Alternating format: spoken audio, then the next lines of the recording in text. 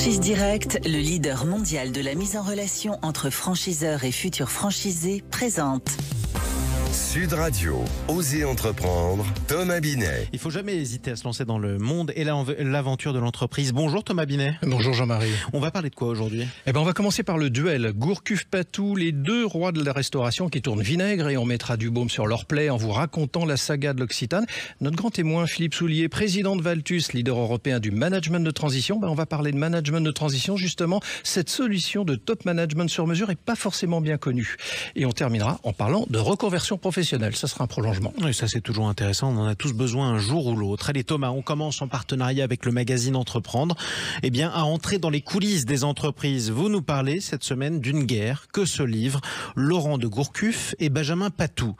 Eux deux, ils possèdent la plupart des restaurants à la mode à Paris. Pourtant, ils se font la guerre. Oui, on va monter sur le ring, on va regarder ça. À ma droite, Laurent de Gourcuff, 47 ans, à la tête d'un groupe baptisé Paris Society, 50 lieux festifs parmi lesquels Maxims, chez Castel, 3000 collaborateurs pour un chiffre d'affaires de 250 millions. Et à ma gauche, Benjamin Patou, 46 ans, propriétaire du MoMA Group, 37 adresses de renom parmi lesquelles le restaurant et le café La Pérouse, le bœuf sur le toit, 1000 collaborateurs pour 130 millions de chiffre d'affaires. Alors c'est quoi la nature de leur différence et c'est parti de quoi ? Outre le fait d'avoir des concurrents quand même sur secteur très prisé, cela a pris un tournant judiciaire à coup de procès et d'accusations de manipulation de la justice. Alors ils ont été en concurrence en 2018 sur l'appel d'offres pour la restauration et l'animation de l'hippodrome de Longchamp. C'est Laurent de Gourcuff qui le remporte. Benjamin Patou considère qu'il y a eu manipulation et favoritisme. Fin 2019, ce dernier retire sa plainte, mais le parquet décide de poursuivre Laurent de Gourcuff pour trafic d'influence actif et recel de favoritisme. Le jeudi 8 février, il y a quelques jours, le verdict est tombé. Laurent de Gourcuff est condamné à 2 ans d'emprisonnement avec sursis et à 150 000 € d'amende pour corruption active avec une interdiction de gérer une entreprise pendant 5 ans et une peine d'inéligibilité d'1 an. Alors je vous passe que la société a été exclue pendant 5 ans des marchés publics. Les avocats de Laurent de Gourcuff ont annoncé leur décision d'interjeter aussitôt appel. Dans ce contexte de rivalité exacerbée, l'arrivée de l'homme d'affaires Walter Butler en tant qu'actionnaire et vice-président du conseil d'administration du MoMA Group va donner un nouveau souffle au groupe de Benjamin Patou, alors que celui de Laurent de Gourcuff a été repris à 100% par le groupe Accor. À suivre, mon cher. Dites-moi, c'est pas Paris, c'est Dallas. Exactement. Et pourtant, c'est une autre saga que vous allez nous présenter, parce que votre autre saga de la semaine, c'est l'Occitane. Oui, c'est une belle enseigne. C'est une belle marque française spécialisée dans la production et la vente de produits de soins de peau, de parfums et de produits de bien-être inspirés par la culture provençale. Elle a été créée en 1976 par Olivier Bossan en Haute-Provence.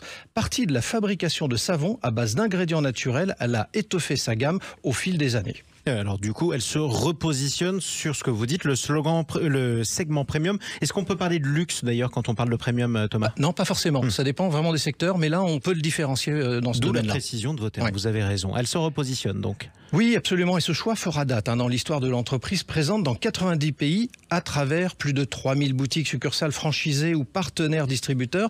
L'Occitane travaille en direct avec 130 agriculteurs français et 10 000 cueilleurs afin d'assurer la qualité des ingrédients. Du coup, ces produits sont considérés comme étant à la fois des cadeaux de choix et des cosmétiques perçus comme à la lisière du luxe, malgré tout, dans plusieurs pays.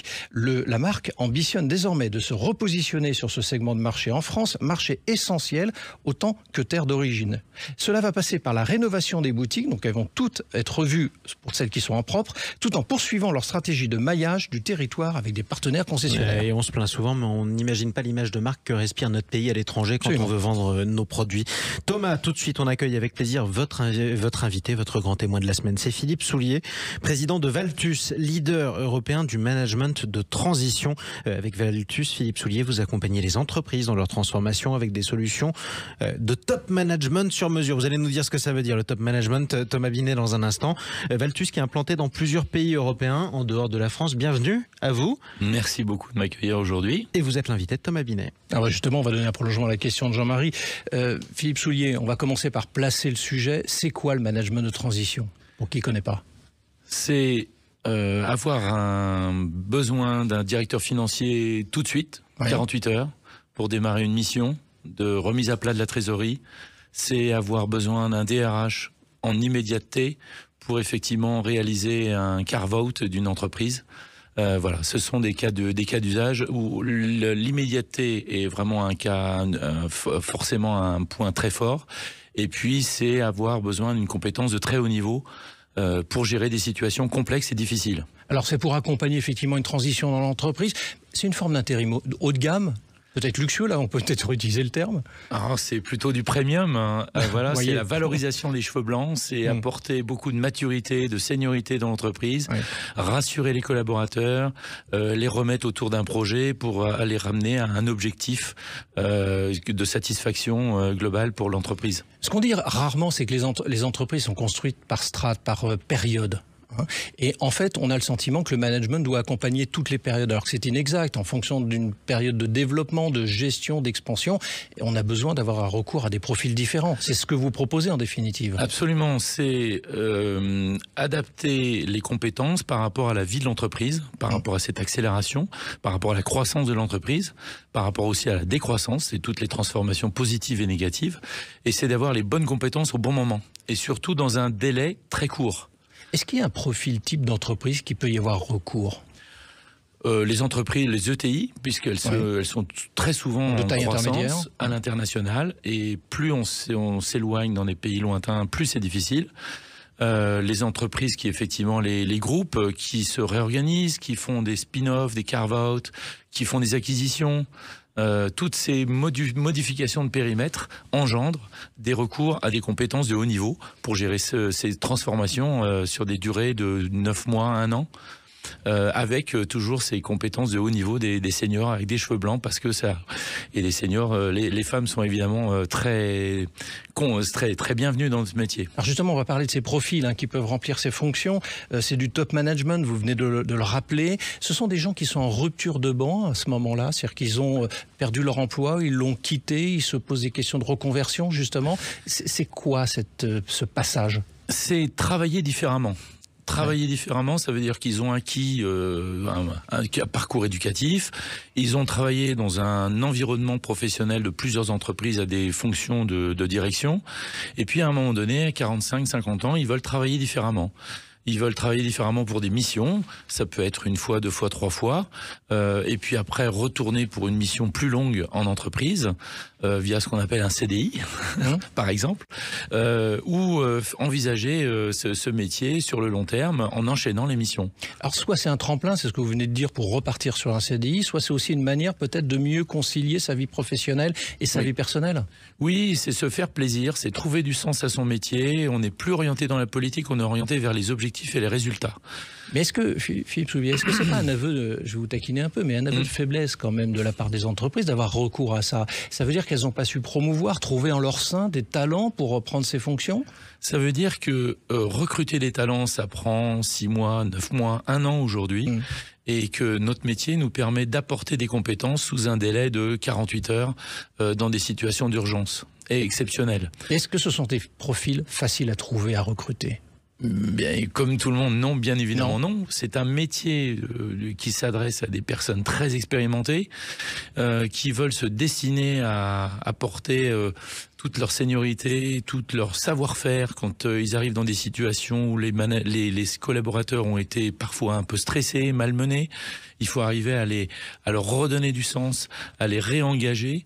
Voilà, c'est tout ça. Donc ce sont des compétences très particulières. Alors vous êtes dans Oser entreprendre, ça vous a pas échappé. Est-ce que c'est une autre façon d'entreprendre justement ? Parce que c'est ça que je voulais peut-être mettre en avant dans l'invitation que je vous ai faite. Alors oui et oui. Ouais.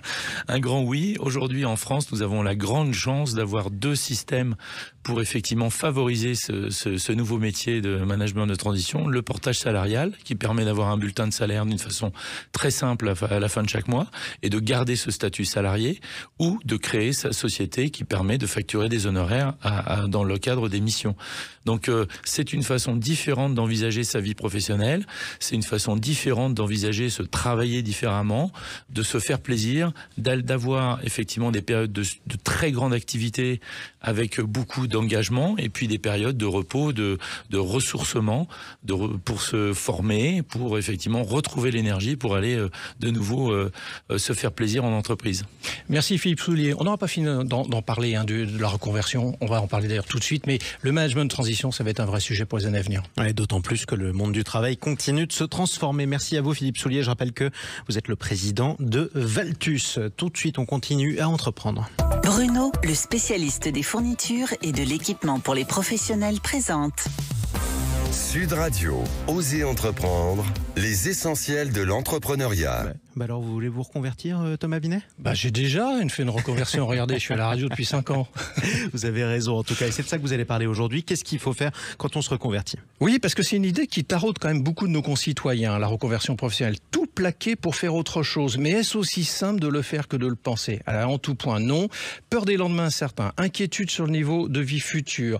Est-ce le bon moment? Est-ce que ça peut marcher? Bref, beaucoup de questions et surtout beaucoup d'incertitudes quand même.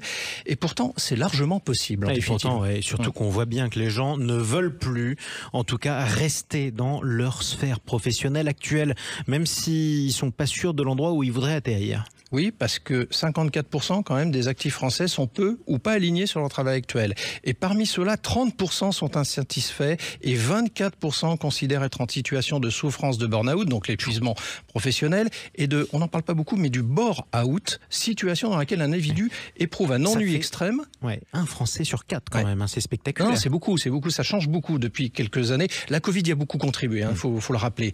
Tout cela génère du vague-à-âme et une angoisse de l'avenir. Alors, comment on fait pour sauter le pas? Alors, comment oser en définitive, c'est bien de cela dont on va parler. Il faut dépasser le syndrome de l'imposteur, cet état dans lequel on se trouve quand on considère que l'on n'est pas légitime à faire quelque chose. Eh bien, le bilan de compétences peut aider à surmonter toutes ces angoisses. Il faut vérifier ses appétences et ses compétences, réussir à répondre à ses propres questions, laisser trop souvent sans réponse. Des cabinets d'accompagnement en ressources humaines peuvent vous accompagner dans cette démarche. Exactement. Du coup, quelles sont les étapes à respecter en dehors du bilan de compétences? Explorer les options proposées, savoir se former, élargir son réseau professionnel et en dernier lieu, faire le saut une fois que vous sentez prêt. C'est un processus progressif et qui prendra le temps que vous jugez nécessaire pour atteindre votre objectif de réussite. Jean-Marie. D'autant plus que est-ce que l'herbe n'est pas plus verte ailleurs? C'est la question qui taraude tous ceux qui hésitent à sauter le pas. Merci Thomas et restez avec nous dans un instant. Osez investir, vous serez de retour. On va parler du secteur du commerce et de l'investissement en SCPI. C'est quoi déjà? Société civile de placement immobilier. Exactement, à tout de suite. Sud Radio, Osez entreprendre, Thomas Binet. Avec Franchise Direct, le leader mondial de la mise en relation entre franchiseurs et futurs franchisés.